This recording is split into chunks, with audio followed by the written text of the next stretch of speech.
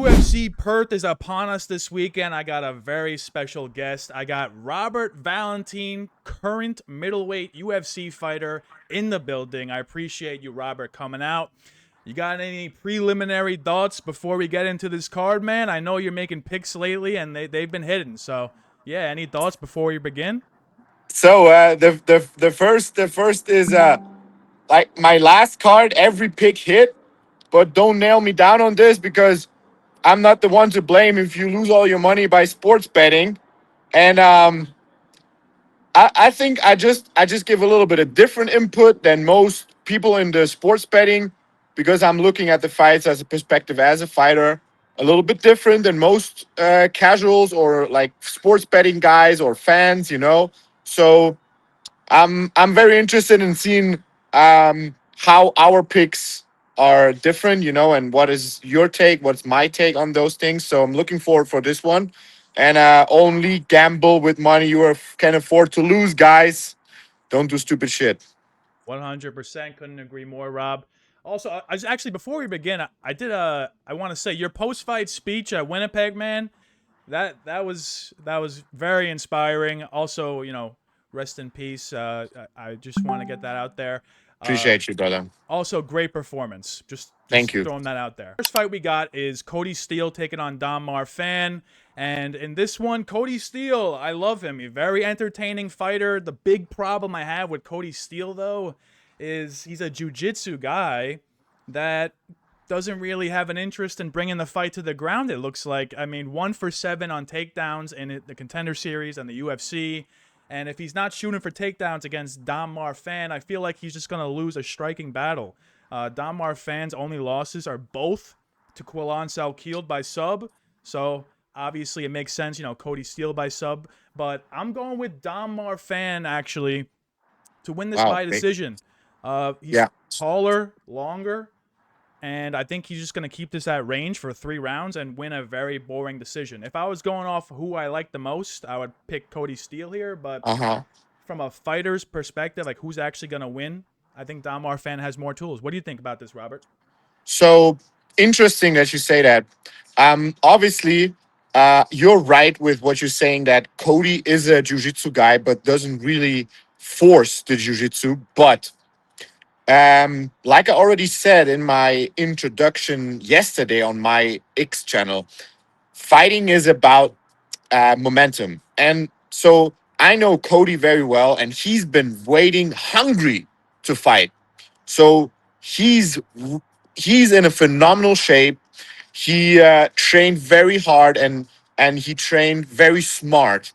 Um, his mental state going into that fight is finally I get to do again what I love. And when a fighter is waiting to fight, is hungry, I always like to say, don't put a hungry dog in the corner.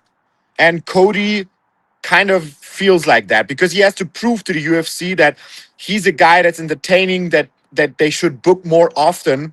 He's got a point to prove on Saturday to the matchmakers, and I also just don't see Dom Marfan on the same level experience wise, and I think it's gonna go to a decision, but Cody's gonna put fight ending intentions in that fight.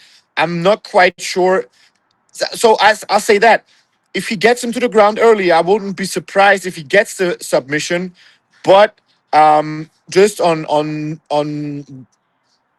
like what I can see from his opponent Don Marfan, he's pretty smart in his defense and he's moving good. But I think finally the experience, even if he has less fights, but the experience on a high level is towards Cody, and also the hungriness, the willingness to get in there, and that's why I'm picking Cody. Okay, sounds good. So you're picking Kody because he's the hungrier fighter. I totally understand that. And plus, it sounds like you've trained with him, maybe? And not perhaps. with him, but like he's here in Vegas. I'm in Vegas, so I see him on the mats. Sometimes I see him training, and he's a friend of mine. I speak to him here and there. He's a good guy, and just from his energy going into that fight, I will definitely pick Kody. Yeah, All right, perfect. All right, well, we are split on the very first pick of the card, so that's interesting. yeah. One of us is going to start 1-0, so we'll see how that goes. But Let's go. let's keep going down the picks here. We got Jonathan Micallef taking on Themba Gorimbo. Yeah. And this one, I already know you got a hot take, but I'm gonna Uh give my huh. take. I'm gonna give my take quickly first. Yes. Uh, Themba, I'm not really sure how he wins this fight. If it's striking, I think Micallef has more power. And if it Hmm. goes to the ground, I think Micallef has a really dangerous submission game.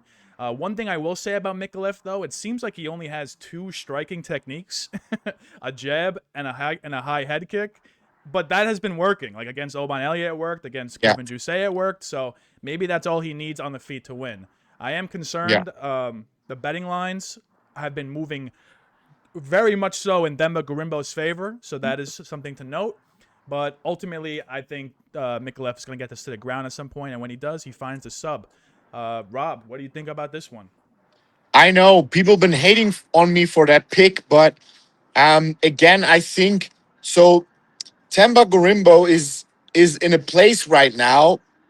He also got he has a chip on his shoulder. People been very high on him at the beginning of his UFC career. He got all this hype with the media, with The Rock buying him a house and all those things, and then he kind of had a little decline. But often fights are won by styles. We know styles makes fight. And I just know Themba Gorimba is a very skilled fighter. He is tough and he makes it work. He has a killer instinct. And obviously, like if you just look at skills and the recent success, you would have to go with Jonathan. But I think pressure makes diamonds. The pressure that's right now on Themba Gorimba will make him rise to the occasion, and he will finish this fight by either knockout or submission. Okay, all right, I like that. So, you think Themba gets takedowns here, or what do you think? You think he comes out with a more striking game plan, or I think he's going to come up with more striking game plan, but I could imagine a scenario where he drops Jonathan and then jumps onto his neck and gets a finish. okay. All right, notice. So 2 fights in a row. We are split on picks. This was not talked about beforehand, so there's that. But I'm on Micallef. Rob's on Themba, the hungry dog. To the next fight, we got Wes Schulz taking on Ben Johnston. Not much to really say about this one, considering it's kind Mm. of short notice. Ben Yeah. Johnston making his UFC debut. I am concerned with Ben Johnston. He's 35, and he was mainly a coach his whole life, and he kind of retired from fighting. It's been 2 years since his last fight, so I'm not really Oh sure wow. where his head's at.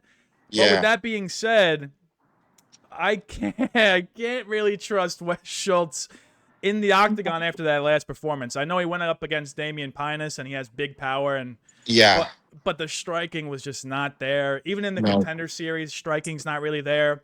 Ben Johnston, I think he's a Muay Thai world champion in his past. Trains with the guys at City Kickboxing. I think if he's smart, and he also has 4 of his 5 wins by sub, which is kind of surprising.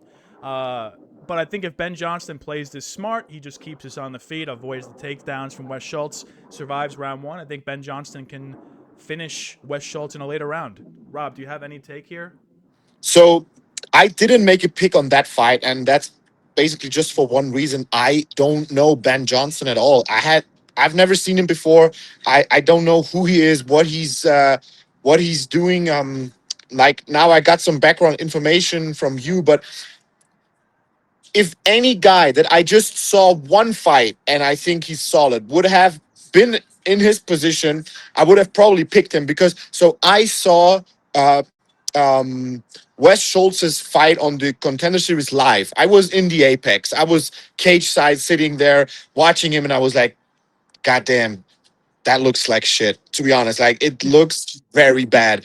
It's one of those guys that um, tries to force the grappling, but doesn't have a good setup to do so, and he just feels comfortable on the ground. Like not even in a wrestling exchange, he feels comfortable.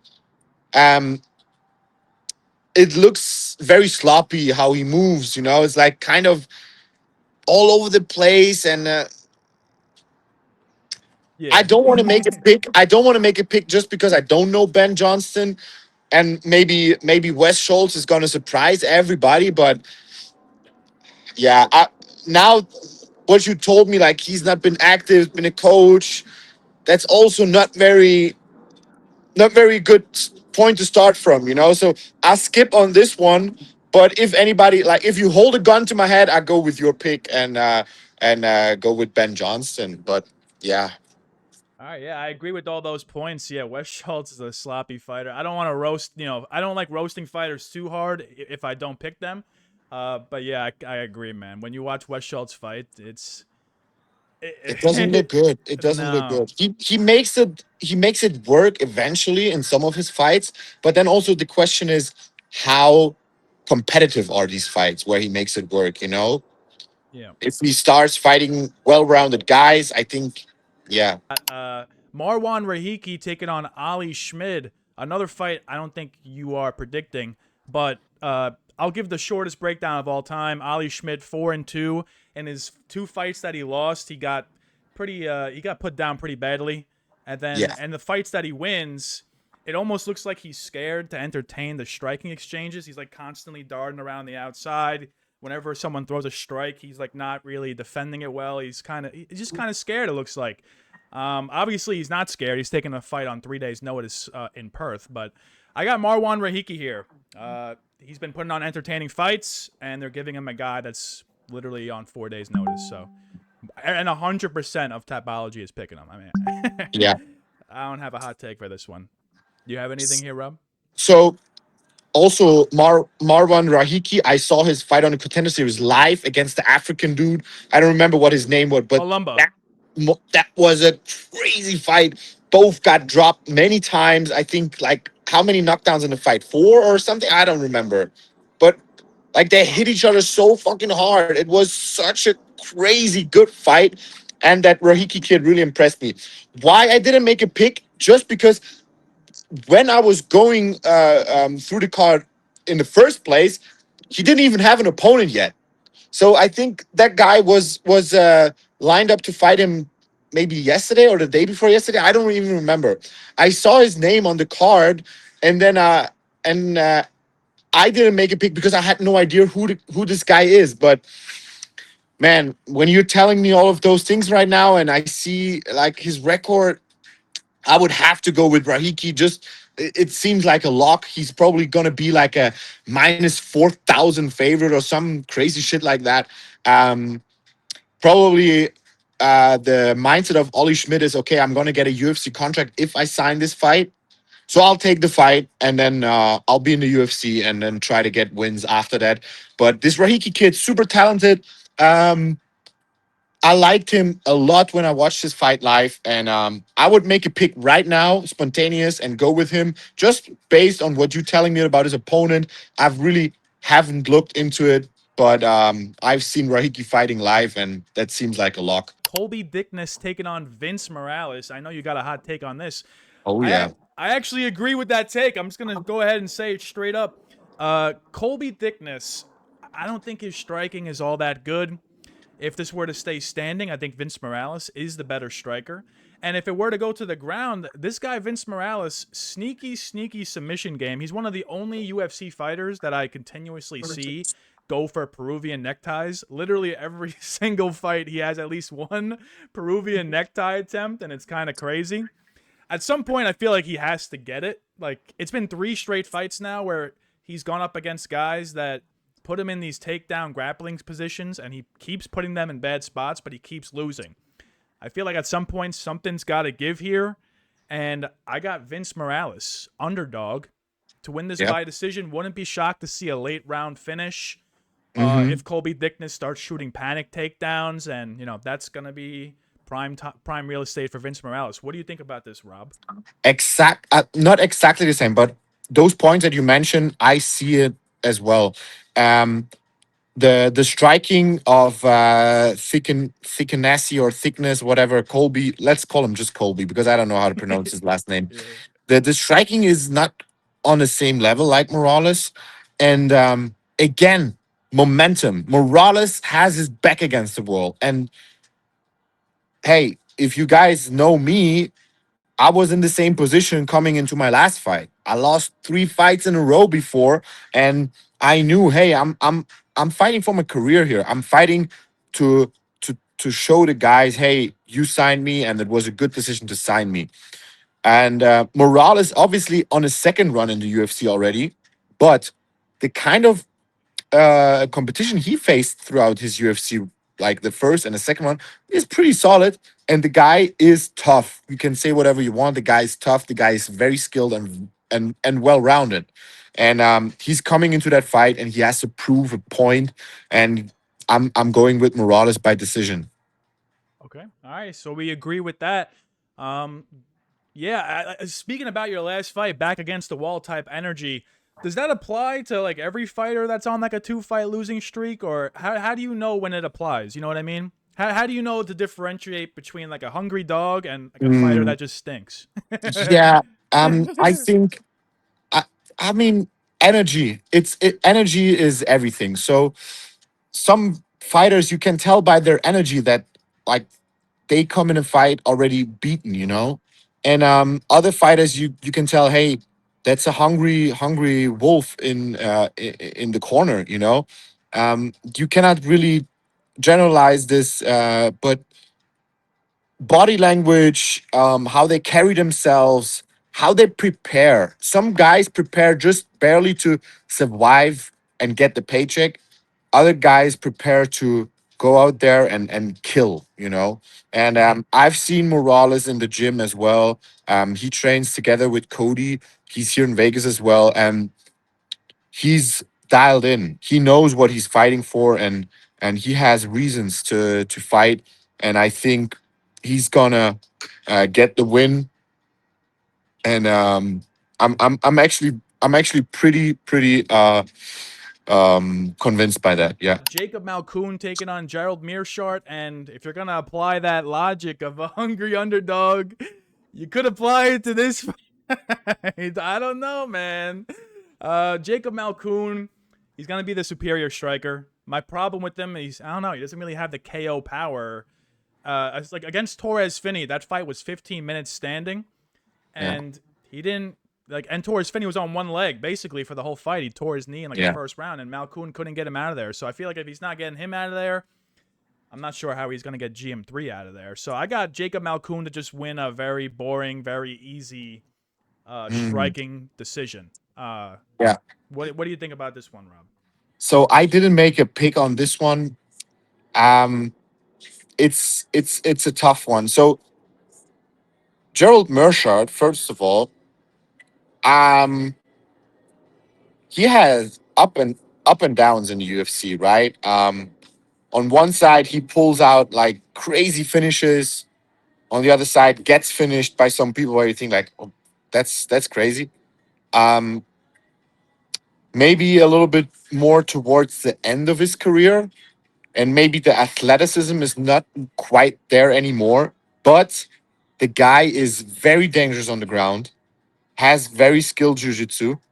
Um, And if you combine that with the not really existing knockout power from Jacob, I know he's a huge favor in that fight, and Gerald is a huge underdog. I didn't make a pick, but I would make a risky pick right now and say Gerald by submission. Okay. Um, but yeah, and I have a little bit bad blood with both of these. Not bad blood. Not bad blood at all. Actually, me and Gerald were always very respectful towards each other. But I was thinking about like calling him out because I thought it was a fight that would make sense for me. And then Jacob, I'm just so fucking pissed at him because he fought Torres Finney and Torres Finney didn't shoot one takedown in that fucking fight. And I was like, what the fuck? Are you crazy? And I fought Torres Finney, and I couldn't breathe for 1 second because he was on my crotch the whole fucking fight, and I was like, God damn, how the fuck you threw your game plan out of the window like that? I would have wished you'd try to strike with me, because I definitely don't have pillow hands like Mr. Jacob. Um, but yeah, anyways, let's forget about that one. Um, I take a risky pick right now, very risky pick, and I say Gerald Meerschaert by submission. Okay, all right, noted. Also, hey Rob, listen, man. If you fought Torres Finney in front of a crowd, I think you beat Torres Finney. I think the setting of the apex kind of Yeah. allowed him to just do that. Mm. You know what I I mean? maybe I don't know. I think it was mainly my fault because so the thing was, uh I would prepare for that fight so hard, and in the fight, uh I was concerned too much about my energy management because I was like, oh, wrestler, you never want to be tired against a wrestler, and sometimes wrestling makes you tired, but I wasn't getting tired at all, and I would basically waste the first 2 rounds by just maintaining like a slow pace, defending, but not really going like very hard at him. Um, Yeah. so yeah, I hope one day I get to fight this guy again. He's a good guy as well. Like I meet him.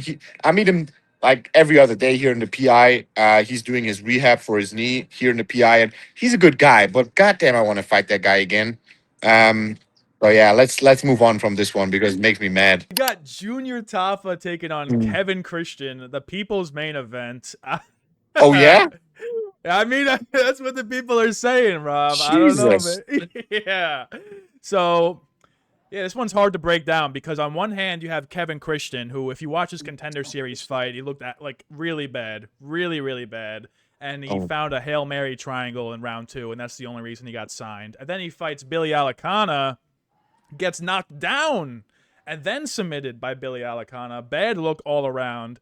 But then on the flip side, you have Junior Tafa, who's also coming off a submission loss against Billy Alicana, who also looks horrific on the ground.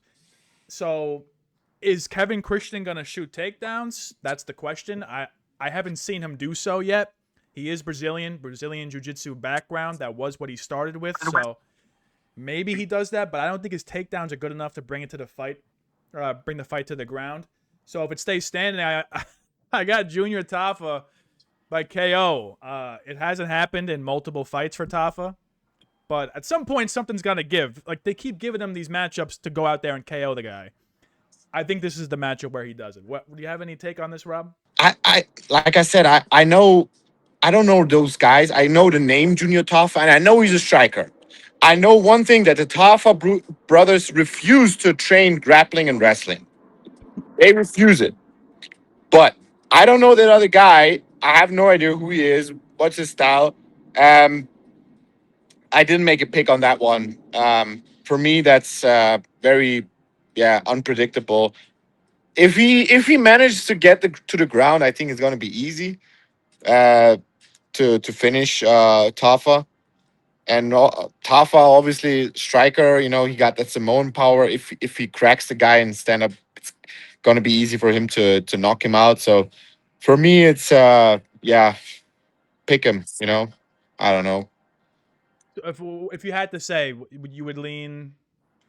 If I had to say, I probably lean to Tafa just because I know him a little bit more, and I don't know that other guy at all. But yeah, All let's right, come on. Why not? Let's say Tafa. Come on, let's say Tafa by knockout. All let's right. go. Let's go. All right, nice. This is a very interesting fight. We got Cam Rowston taking on Robert Bryczek. Now, this is conflicting for me because I'm a huge Cam Rowston supporter. Now, it's also conflicting when I break down your fights, Rob, because I picked you in every fight. I'm a big Robert Valentin supporter, and and so I'm finding myself in a tricky situation with this one because Robert Bryczek can crack. Former Octagon champ, big KO power. Rowston leaves his chin out there to get hit. He's literally tall and long, and he has that tall man defense with his chin in the air. I'm very concerned Bryczek lands a big shot. Also, Bryczek coming off that KO over Brad Tavares. That was pretty impressive considering it was in round 3. So, Bryczek's going to be there for all 3 rounds. But I can't go against my guy, Cam. One thing I will say about Cam is that he's on a 3-fight KO streak, but his main method of victory over the course of his career has been by sub. So I feel like if he utilizes wrestling here, if he brings it to the ground, he will find the sub on Robert Bryczek. He's got a calf slicer to his record, multiple rear naked chokes. I feel like if Rowston fights smart, the path to victory for him is to bring it to the ground and to win by sub. So that's my take. Robert, I'm waiting to hear your take. I already know where you're leaning, so let's hear it. So first of all, I'm never gonna bet against a Polish guy with the name of Robert. I have some Polish blood in me as well, and my name's Robert, so I'm not gonna bet against the Polish Robert. And like for me, the main thing is that guy, like you said, he can crack, and I don't think that anyone that Rowston fought before has this kind of KO power, this kind of striking ability, and like you said, he leaves his chin out there. For me, like that's the biggest thing why I'm picking Robert by knockout or by TKO. But that's basically you could say that Rowston is a very durable fighter. He's a very like technical fighter. Like walking forward, he's very good. His last fight looked amazing. Uh, but also he fought Torres Finney in the Contender Series, and Torres Finney decided to strike with him a lot, actually. And he landed some big shots on him. And if Torres Finney cracks you, that's not a very good sign, in my opinion, you know? And again, Robert is going to be a short, stocky, muscular fighter. Um, he's going to find that chin and he's going to knock him out. Okay. So how about this, Rob? If Rowston loses and you fight him, you think that's a possible matchup in the future? I mean, honestly, I think so. Yeah, yeah, definitely. Oh, yeah, 100%. you both have the Torres Finney on the. I hate that Torres Finney keeps getting brought up. I'm sorry. It's just the nature of the fighters we're talking about, but you know. No, definitely. So actually they offered me Rowston already for the last Australia card, but I was injured. Oh, I couldn't fight because I was injured, but they offered me him for Australia. And he ended up fighting who did he fight in Australia? Brundage. Brundage, yeah, exactly. So yeah, All right. All right. definitely a matchup we can see in the future, yeah. Okay. Perfect. Perfect. You would never fight, Robert though, right? Why Is that not? off limits or what? Okay. Why not? Of course I would. All right. Noted. All right. Sounds good. All right. Let's I keep fight going. everybody, man. I don't mind. So if you watched my Ultimate Fighter season, I Of fought course. basically my best friend in the house in the semifinale, and we were McCory. chilling. Yeah, and we were chilling the night before, and we were having fun. Like, oh, tomorrow we're gonna fuck each other up. Oh, let's go. I don't have a problem. It's business, you know. Yeah. Um, I don't. I would fight. That was a great win, actually. In hindsight, by the way, people don't even talk about that win enough. I wish it counted towards your actual record, though. I don't know why that doesn't. Yeah, it doesn't, unfortunately. Main card now. Tuivasa taking on Louie Sutherland. It's just at some point these layup matchups for Tuivasa has to go in his favor. Uh, he's on a 6-fight losing streak. I don't know how he's still signed with a 6-fight losing streak. It's kind of insane. Because he sells tickets. He sells tickets. He's the first fight of the main card. He's good. Like if he doesn't go out there and knock out Louie Sutherland in round 1, something is very wrong. Louie Sutherland, he looked really jacked in the PFL. Uh Then he huh. comes to the UFC and he looks like the picture I'm showing you right now. Yeah. A lot of flab, not much ab. Tai Tuivasa, I mean, he's a lot of flab and not much ab either. This is a hard one to predict, but Tai Tuivasa, if he just does what he does when he wins, he's gonna knock out Louie Sutherland in the first round. Not my best breakdown. I'm not gonna lie. Yeah. But it's kind of hard when you Yeah. have a guy on a 6-fight losing streak first and a guy on a 2-fight losing streak. So, Rob, do you have any take here? I don't because man, at this point, Tuivasa is just it's you don't know what you're getting with that guy. I mean, like if you would take my theory of the hungry dog, he should have been a hungry dog a couple years ago. But he was like, I don't care. UFC won't cut me. 6-fight win streak. Whatever. And I don't see a big like fire in him when he fights. You know, he doesn't seem like that guy that he used to be like going out there, try to be violent, try to he just seems to like obviously 6 fight losing in a row. It can break you mentally. It can make you question yourself and everything. But on the other side, also, I think um,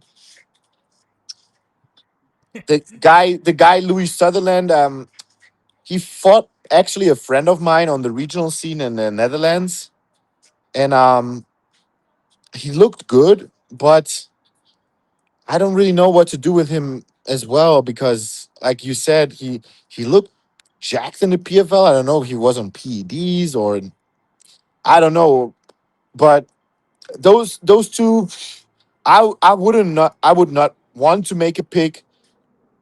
I hope Tai Tuivasa is gonna knock him out and stays in the UFC and regains kind of his energy of this entertaining knockout artist that the crowd will go crazy, obviously, if this guy wins.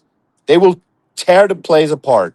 And I hope it's gonna happen because the UFC needs fighters like that on the roster. They need performances like that in the events, and I hope it's gonna happen. I don't know what to do with both of these guys at this point, so I'm not gonna make a pick. Okay. All right. We can just root for Tai Tuivasa to get a shoey. That's fine. We Yeah, don't have it. obviously, I'm Yeah. rooting for him to get a shoey. Another interesting fight. We got Shamil Mm. Gaziev taking on Brando Pericic. Now, Shamil Gaziev is coming off probably his worst performance of his career. He got knocked out by Waldo in less than 3 minutes. Mm.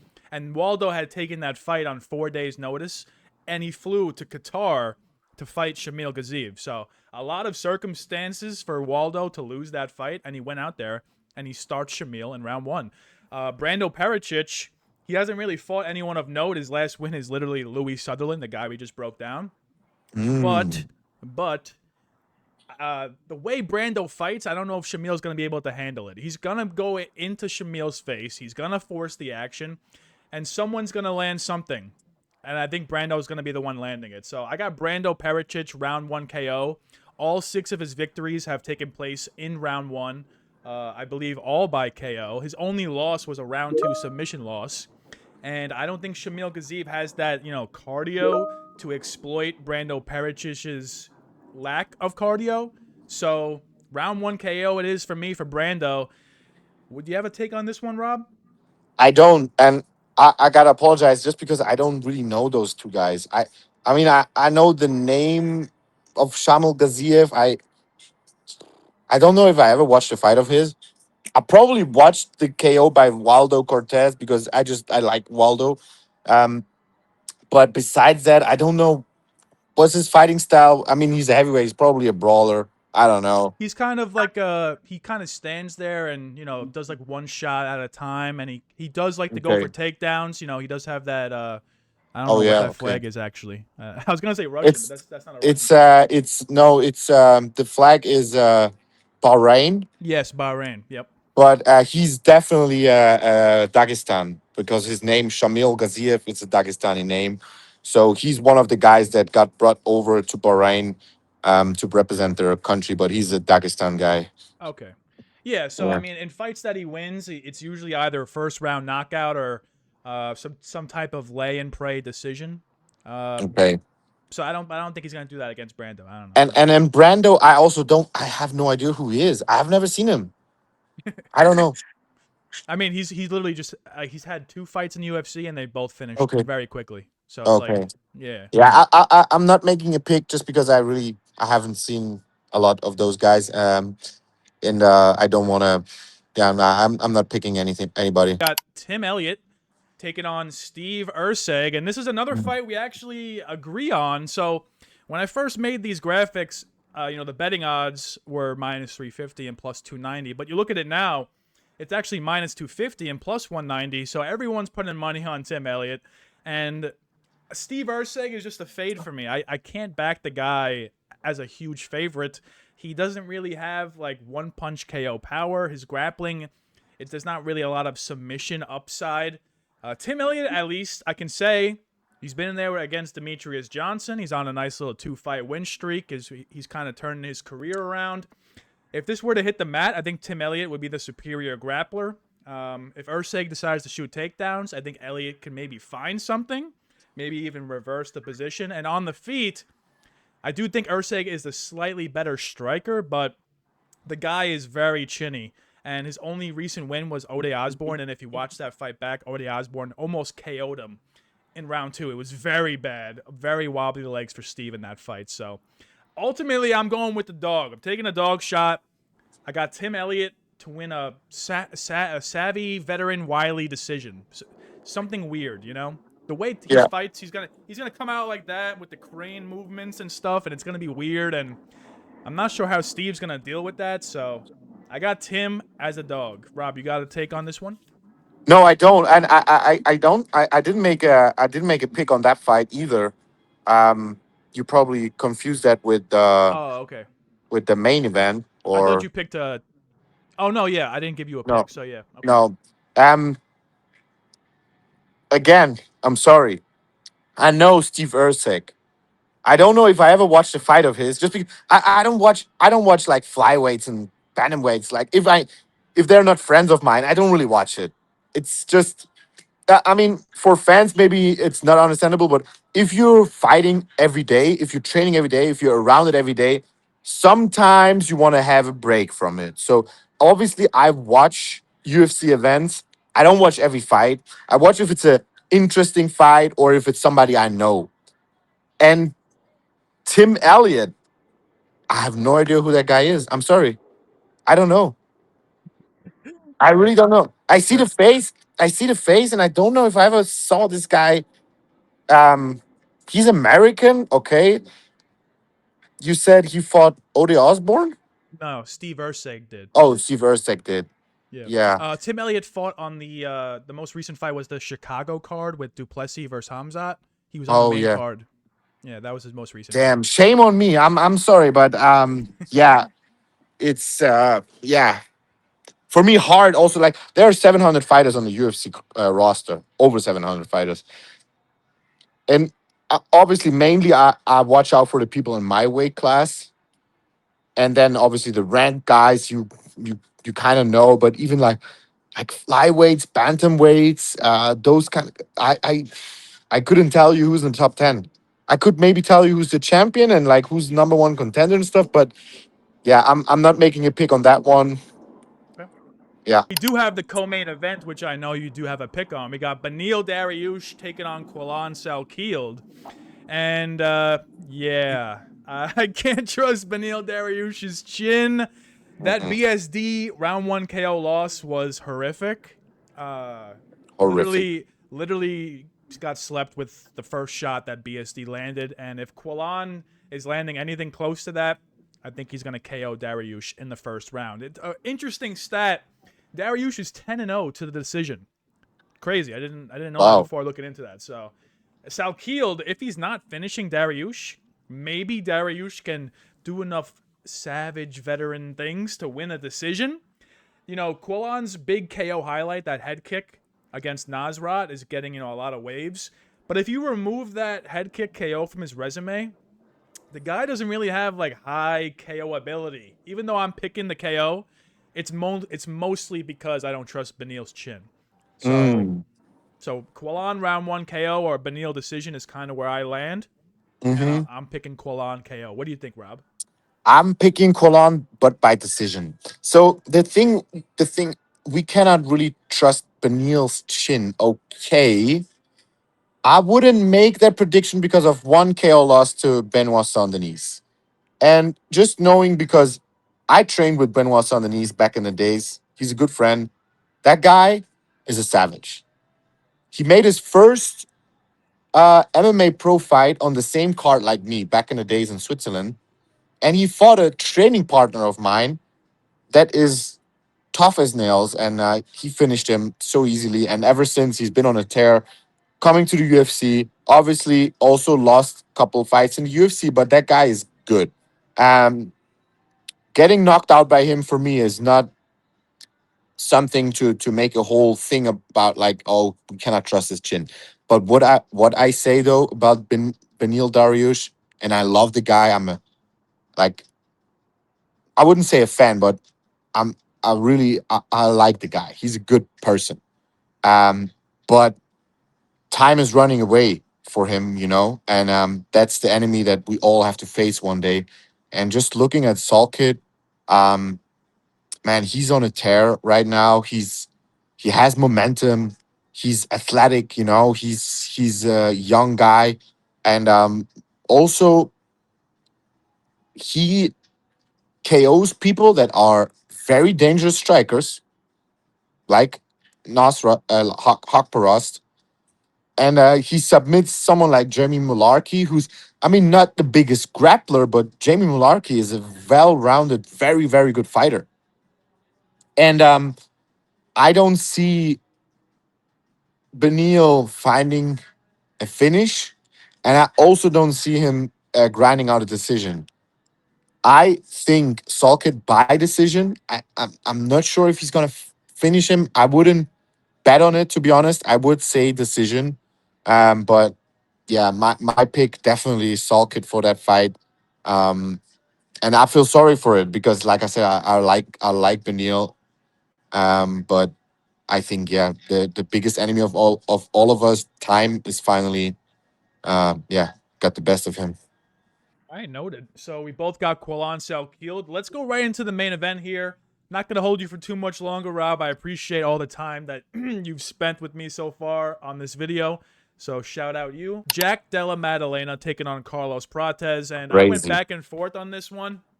Very hard fight to predict. It's literally 100% 50-50. hard. Yeah, Right down the middle. Everyone's picking Prates. Everyone's picking JDM. But here's where I land. So on the feet, I think JDM will be the better boxer. I think he will throw more strikes. He'll have more volume, and he also has pretty good power. The problem I have though is Prates, man. He has that type of power that just turns your lights off if he even glances you. You know, I watched back some of his fight. Neil Magny, he KO'd Neil Magny by like just barely grazing his skull. That was shocking. He also KO'd Jeff Neal with a crazy spinning oh, back elbow. crazy, And then he crazy. also dog walked Li Jing Liang in that fight. Yeah, That was a cinematic experience. The way he was just yeah. marching him down. So his only loss recently is Ian Gary, and I had Ian Man, Gary in that fight. I think Ian Gary is very well rounded, and Ian Gary has an ability to mix in takedowns that I don't think JDM is gonna employ. Unfortunately, JDM's landed one takedown over the course of his entire UFC career. And I don't think training with Craig Jones is going to give you some type of magical ability to all of a sudden start shooting takedowns in one of the biggest fights of his career. So I got Prates by knockout. I think wow. I think at some point he's going to land the shot. You know, maybe round one it's a little tentative. They're both high level guys. That usually happens in a fight like that. They kind of just play it slow. But round two, round three, I think Prates is live for that shot. So I got Prates knockout. Rob, let's hear your main event take. Solid pick. Solid pick.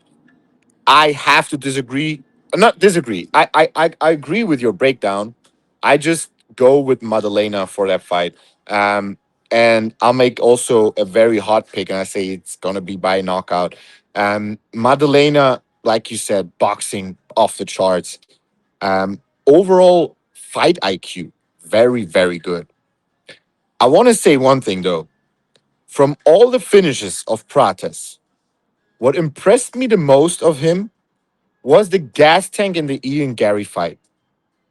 Ian Gary is as athletic as it can get, as big as an athlete. Like he does everything right. His fight IQ, his style, his mixing up takedowns with striking. He's in shape. He comes in discipline, you know. And then a guy that smokes cigarettes and comes out the fourth and fifth round and has Ian Gary getting tired and he's looking like he looked in the first round. That's to me the most impressive thing that Prates has ever done. I just think that we're going to see a big surprise in that fight. And it can go either way. Like you said, the KO for Prates, for me, it's a solid pick as well. But I'm going to make a risky pick here. I like risks. And I say Jack by knockout. And I say early, first or second round. Okay, okay. All Yeah. right. I like that pick, man. We do disagree, but we both agree that there's violence. You know, Oh, 100%. I think we will see violence in this fight. If JDM starts shooting takedowns, if he starts doing that Bilal game plan, I'm gonna be a little upset. But I don't think that's a I think possibility. also if he starts doing that, he's playing into Prates' game because we could see that Prates has a good defense against Ian Gary and also that he's not getting tired. And what will happen is that Maddalena will get tired from that because he's not a natural wrestler. And Oh, he lost you. Oh goddamn, sorry. I'm no, yeah. sorry. Yeah. Continue. So we know Maddalena is not a natural wrestler. And to Prates, the takedown defense comes naturally. It's crazy how good he is with that. So that would be one mistake. I would highly advise Jack not to do shoot takedowns. Stick to your strength and stick to your what brought you where you are, and that's like boxing and fight IQ, moving, head movement and mixing up the body with the head. He does that so beautiful. Going to the liver, going to the head. Yeah, that's what's going to pay the bills. Don't shoot for takedowns. That's literally one of Prates' strengths as well. Okay. All right. So, oh, sorry, I'm echoing through the.